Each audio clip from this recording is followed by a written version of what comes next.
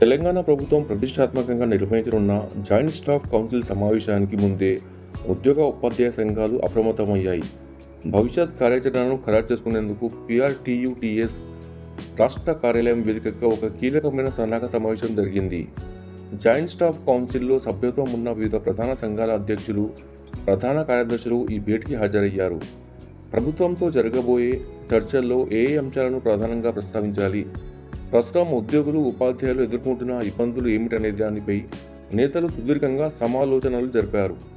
లీడర్ల ఏకగ్రీవ నిర్ణయాలు, సమిష్టి పోరాటం, ఉద్యోగ ఉపాధ్యాయుల హక్కుల సాధన కోసం అన్ని సంఘాలు కలిసికట్టుగా ముందడుగు వేయాలని తీర్మానించాయి. ప్రభుత్వంపై ఒత్తిడి. దీర్ఘకాలంగా పెండింగ్లో ఉన్న సమస్యలను తక్షణమే పరిష్కరించేలా ప్రభుత్వంపై గట్టి ఒత్తిడి తీసుకురావాలని నేతలు ఏకగ్రీవంగా నిర్ణయించారు. ప్రభుత్వ అధికారిక సమావేశానికి ముందే ఉద్యోగ సంఘాలు ఇలా ఒకతాటిపైకి రావడం ఇప్పుడు సర్వత్రా చర్చనీయాంశంగా మారింది.